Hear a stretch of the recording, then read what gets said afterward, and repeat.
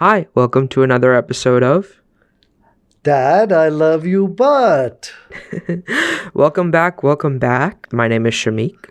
And I'm Paresh. So, what's going on, Shamik? What's going on? Not a lot. Actually, I've been thinking a lot about health. Is that funny? Yeah, it is. What happened? What triggered that? I think finally I've had a little bit of space in my life to think about my health and stuff like that. But also beyond that, I think finally for me, some of my medications are starting to work, and I'm actually losing a little bit of weight. So Oh, it is quite an interesting position I find myself in. that's good. I'm so glad. So glad things work out because these things have a tendency to be very difficult at times, to adapt to, whatever you're consuming, taking, and it's all going and piling up in the wrong places in your body. Yeah, geez, food.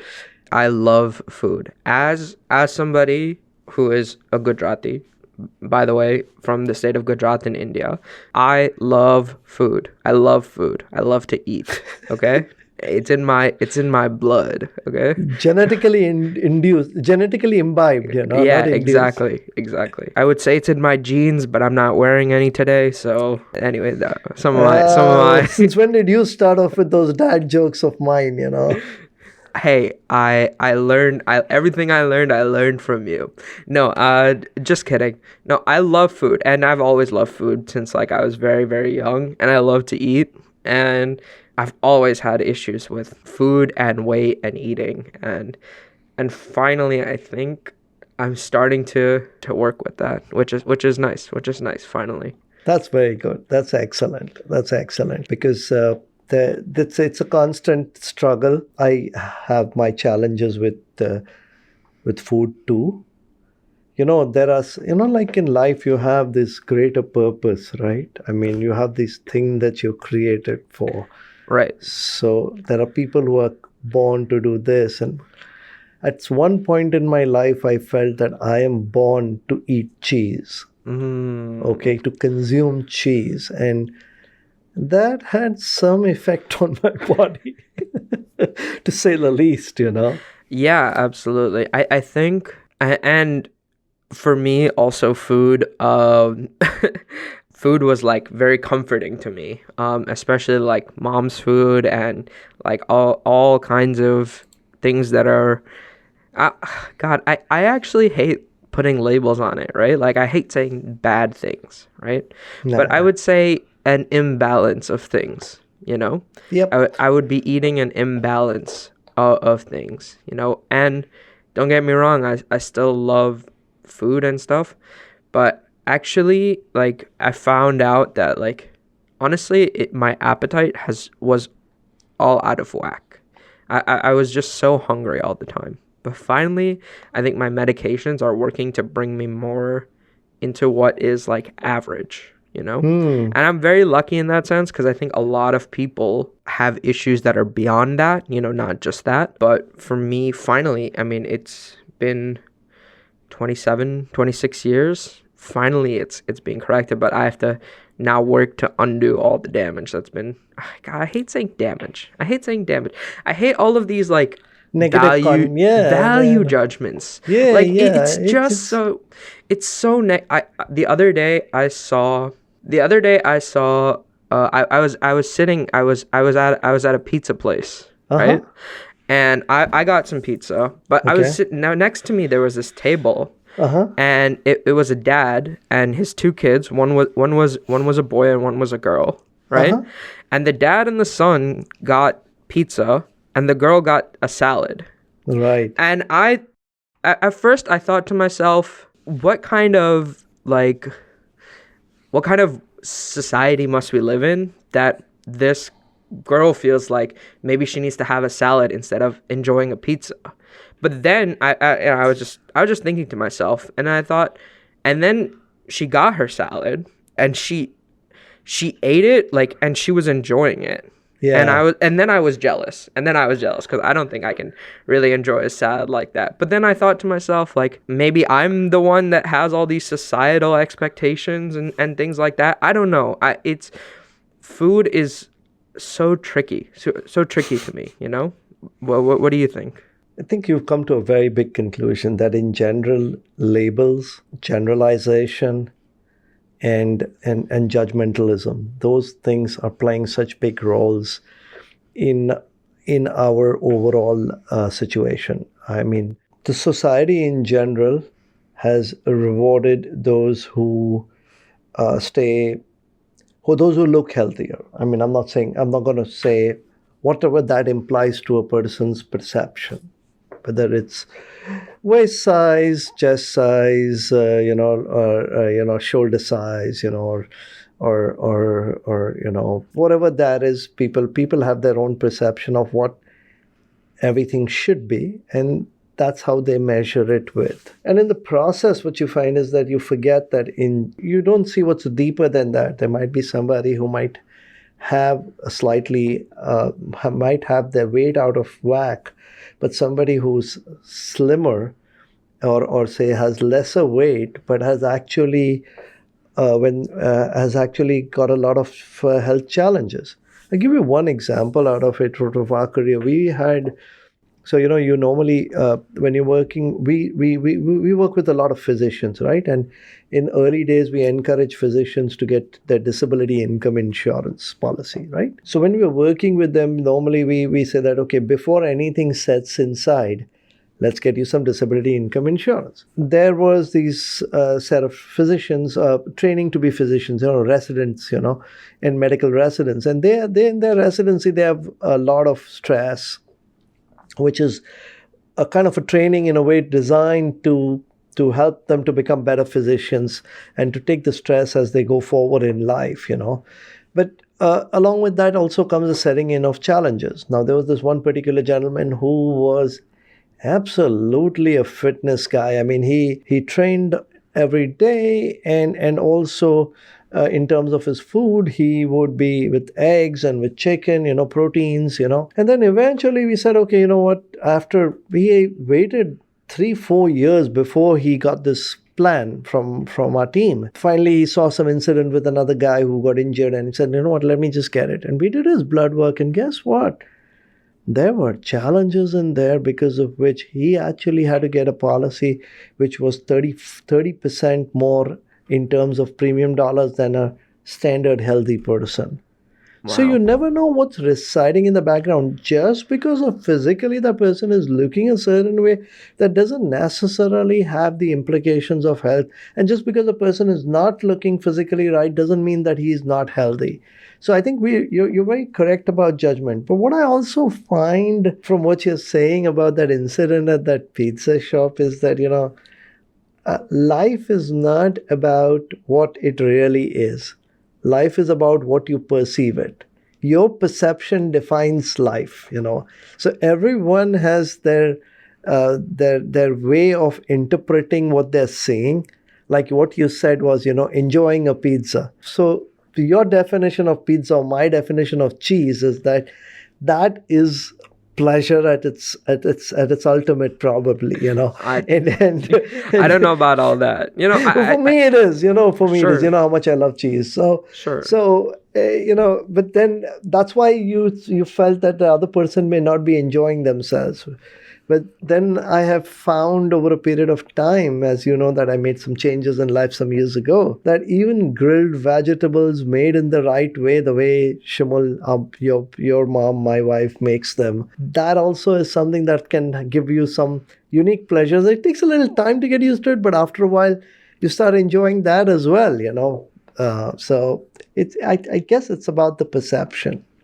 Yeah, absolutely. I agree. I think this is very common in which our perceptions are defining our reality, I just think it's fascinating, all of this, like, I don't know. I want to know, what was it like for you when you were my age? And what was health like? What was your thoughts about health? Because nowadays at my age, I have a lot of thoughts about health and stuff like that. but I'm very curious as to what it was like 20-ish, whatever. We don't have to put a number on it, but No, years ago. I can tell you, that's 30 years ago. Life was completely different. So, first of all, let's divide this into two parts, the two conversation into two parts. Part A is, of course, that at that time I was residing in India. So, that there was a different paradigm to that part also. But I also saw some similarities with people residing in the United States whom I met. Okay. So at that time, the consciousness around health was not as much as it is today. Yeah, people graduated out of college, went into the workforce, and as they went into the workforce, they started getting some income and funds in their hand, and that improved the money that they spend on their food and their drink, and that kind of enhanced, that kind of translated into situations on their body, whether it be adding fat or getting sluggish. But at that time, the whole focus as a young person, Shamik, to be very honest, was, how many hours of work can you put in? How can you build your career? There was no real thing that, like today, like first get up in the morning and I need to spend some time on my own health and my own food. I would also take a step further, maybe 10, 15 years later when we migrated to the US and I was starting work here. Then I would go out to client locations. In a day, it was 4 meetings, and never really had time to eat food. So stop by at a Dunkin', pick up some bread and eggs and cheese, or stop by at a diner and have a sandwich, and things like that. So you're not necessarily looking at that your health component. And for me, but now today, what I'm seeing in the younger generation is that there's a lot of thought on, like, okay, I gotta make my gym. Why younger people on across the spectrum, people making their gym or their walking or their yoga as a part of their regular routine. They pencil in time for that. They want to make sure that that's a priority. So that's a huge difference between where we were at that time. And while I was in India, because the nutrition situation was not so good, obesity was not that big an issue. I'm not saying it wasn't an issue, but it wasn't that big an issue as much as malnutrition was. And translate that into the US where obesity was an issue and has remained for some time. But I feel that as I go through airports nowadays, this issue is coming down. So I'd say there's a huge mind shift across these 2-3 decades. It's just massive in what is happening out there. Yeah, absolutely. I was actually curious, do you think that it is because there's a lot more, I don't know, is there a lot less infrastructure in India? So there's a lot more walking, like you have to walk everywhere. I remember from my personal, like what I remember of India, like you would walk or you'd take the bus, but even if you took the bus, like you would end up walking a bunch. Maybe that's just the city life versus now we live in a suburb and we take a car and we go everywhere. What are your thoughts on that sort of situation? That's one portion of it, though I feel more in India it's more about the nutrition levels and the level of income permitting you to get the nutritious food. I mean, very simply, that if you do not have the money, you would go to a McDonald's versus going to a Chipotle and getting a salad. I mean, there is a cost difference in terms of how much your hunger can be quelled in the same number of dollars. Not that McDonald's food is bad, but I'm just talking about the heaviness of a burger, which is more fulfilling and more satisfying in terms of just pure hunger versus so somebody might need that versus not get adequate of that because they don't have the money for that or whatever. So I think that was a bigger issue. But yes, in a place in as compared to the US, most places do have better public transport, and also ownership of personal cars is very, very low because of the overall wealth situation. And then today, of course, when we go into if you go into Manhattan, it's pretty similar to what it was in India at that time for me in Mumbai, because you do take the subway everywhere, or you will take the bus and then you'll walk the last mile, so to say, or last not mile but last half a mile or whatever it is. That's how you plan it out. So active life is part of city life, even in the cities here in the US. But we have a much larger suburban and rural life, which which doesn't have the infrastructure for public transport, and therefore the necessity for cars.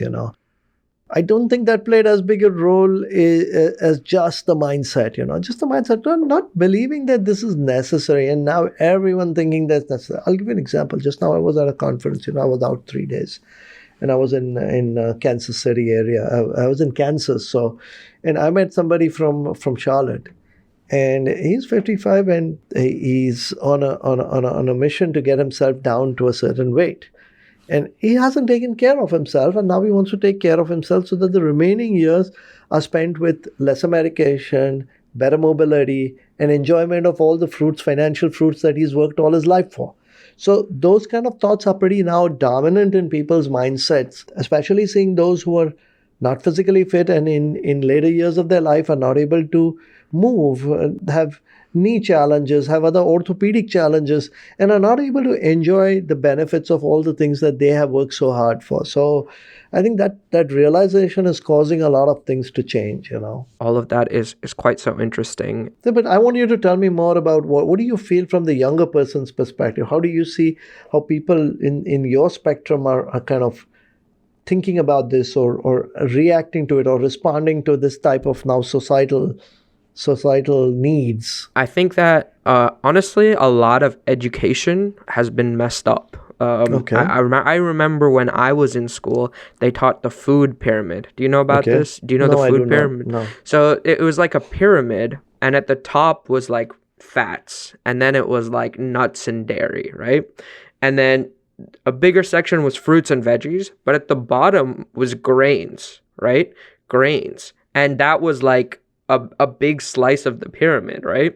So I mean, I think a lot of us were taught that we need to have a lot of carbs in our life. I think at the time, a lot of people, some time ago, there was a lot of fighting against fats in our food, right?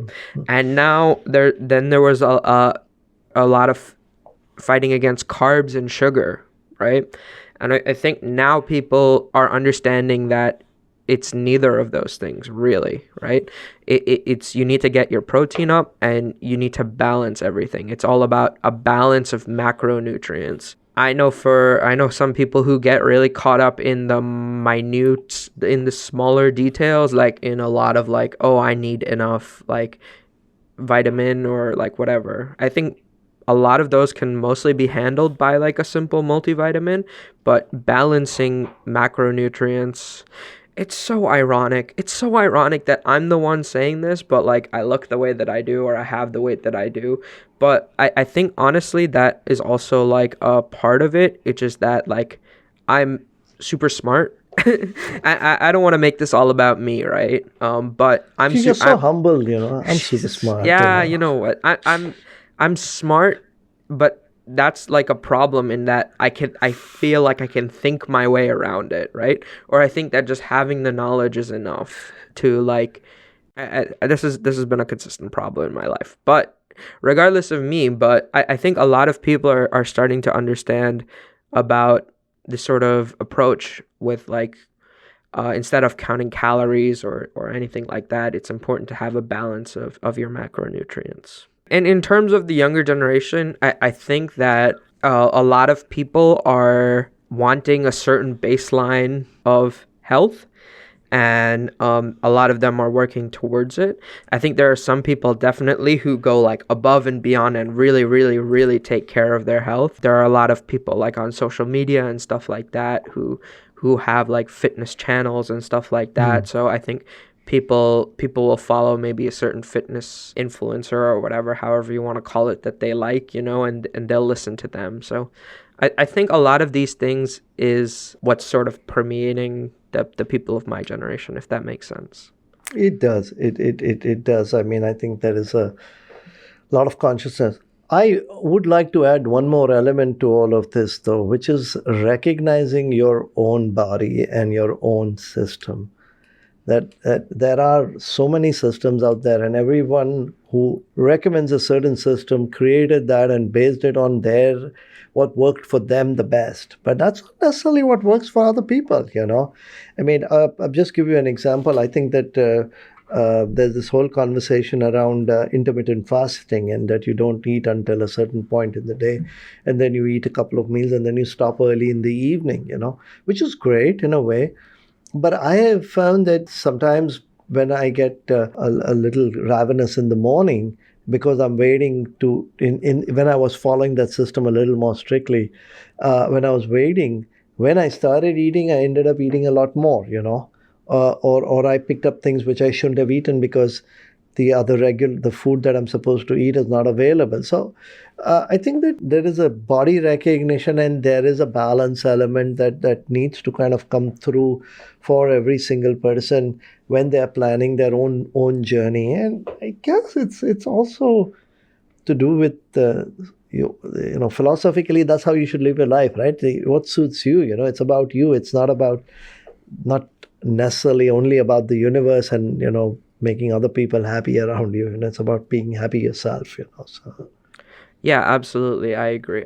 I think that being able to recognize your own body and your own self is like it's a little hard. It's hard. It's been like a real struggle for me, and it's honestly health has been something that I've focused on for quite some time. But finally, after like I don't know, it feels like it's been like such a long time, but finally I'm able to. I think I first really started thinking about my health when I was in high school, right? probably, That was probably. like 2015. So it's been almost a decade since it's been on my mind in one way or the other, right? You know what I mean? Not that I've always been doing something about it, but it's been on my mind for about that long, and When it's finally on your I mind and you do a small wrong thing, it starts getting guilty. You know, it starts. It has many. What you mean by it's on your mind? Whether you're implementing it or not. And as you said, you're super smart, so you don't necessarily implement it. You live it in God, your mind. I'm But never gonna live this quote down. I'm never gonna live this quote down ever. You're gonna bring it up for the rest of my life.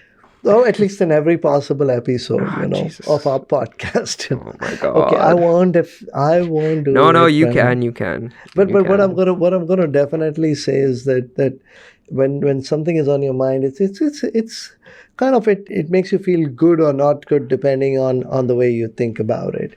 And I think you should not beat yourself up too much. I mean, personally, you've been involved with my journey as much as your journey, and you did see that almost all the way up to the pandemic, there was not really that big consciousness around my health, but the pandemic gave me space. In during that space, I started working out more. I started focusing on more on home cooked food and not eating outside, and it started giving me some results. And I was like, whoa, this is nice. And I'm able to keep things in place as well as get a little better on my numbers.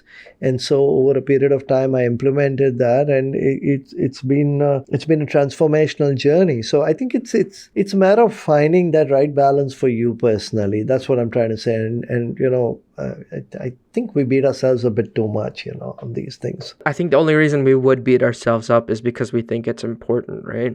And I want to really commend you because I look at some old pictures of you and even though like for me, you look the same as you always have, like in my memories, you've always looked like this Yeah, or like whatever. me, the super great looking guy, right? Yeah, Right. exactly. Yeah. But I see old pictures of you and I'm like, whoa, you've lost so much weight since then. And then, things like that. And I also saw some really old pictures of you from your wedding and I was like, who is that guy? I was like, whoa.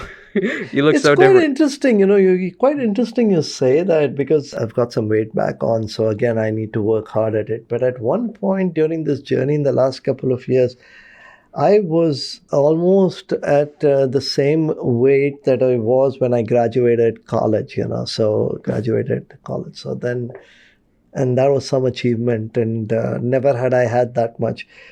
And to add to that, following that time, I was in terms of my fitness level, not just weight, but fitness level in terms of the amount of exercise, weights, etc., that I could do. I was more than what I was at that age also, you know. I mean, So you completed 6 Spartans, so hey, that's that a feels big good. kudos. Yeah, Of that course, feels good. we have to bring it up.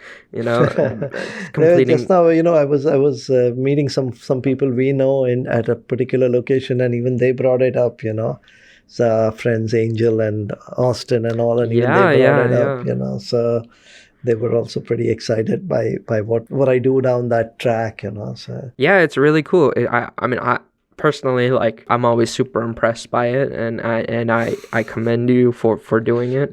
I you know don't why think I do Spartans, right? it's because it's just got to do with you do CrossFit, right? And Yeah. it's kind of like a good demonstration or a test or whatever of all of the CrossFit skills. Is So that let me put it in a different perspective. Again, about what suits you personally, right? It's all about what suits you, right? And that's the a message that I want to close out with an emphasis, because for me, so everyone has the goals as they get fitter. They want to run a marathon. They want to do this. I just don't enjoy running. So, but I wanted to do something challenging.